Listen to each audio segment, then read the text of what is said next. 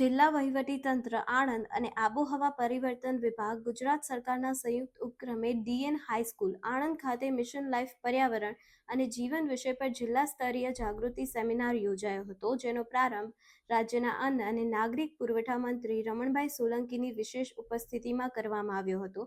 મુખ્ય વક્તા તરીકે ઉપસ્થિત અમદાવાદની મેડલિંગ હોસ્પિટલના ડોક્ટર મનીષ અગ્રવાલે મેદસ્વીતા અને તેનાથી થતી ગંભીર બીમારીઓ અંગે માર્ગદર્શન આપી માહિતગાર કર્યા હતા.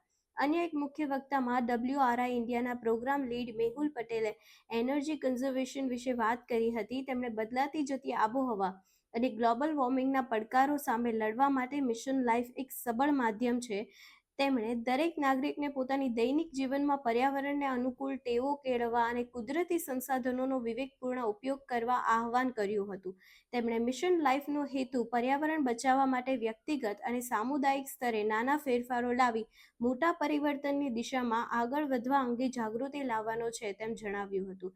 સેમિનારમાં જિલ્લા પંચાયતના પ્રમુખ હસમુખભાઈ પટેલ, સાંસદ મિતેશભાઈ પટેલ, ધારાસભ્ય યોગેશભાઈ પટેલ, જિલ્લા વિકાસ અધિકારી દેવાહુતિ નિવાસી અધિક કલેક્ટર RS દેસાઈ, નાયબ કલેક્ટર સહિત મોટી સંખ્યામાં વિદ્યાર્થીઓ અને નગરજનો ઉપસ્થિત રહ્યા હતા. આજનો વિશેષ કાર્યક્રમ એ દેશના યશસ્વી વડાપ્રધાન આદરણીય મોદી સાહેબના વિચાર સાથે સંતુલિત કરીને રાખવામાં આવેલો છે. માનવના જીવનમાં પર્યાવરણ સાથે કેવી રીતે જીવવું, કુદરતી સંસાધનોને કેવી રીતે બચાવવા, વિશેષ કરીને આદરણીય વડાપ્રધાન મોદી સાહેબે 73 પ્રકારના આયામો આપ્યા છે કે જે જીવનશૈલી સાથે જોડાયેલા છે.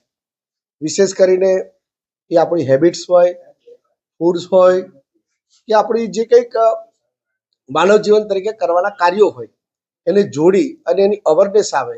અને ખાસ કરીને યુવાનો જે પ્રકારે એના ખોરાકના કારણે જે મેદસ્વીતા વધી છે, કુદરતી સંસાધનોને વધારે કેવી રીતે સારી રીતે ઉપયોગ કરી શકીએ અને આપણું જીવન એ સ્વસ્થ, નિરોગી અને આ એક આદર્શ વ્યક્તિત્વ તરીકે કેવી રીતે બની શકે એનો સંદેશો આપવાનો આ વિશેષ કાર્યક્રમ છે.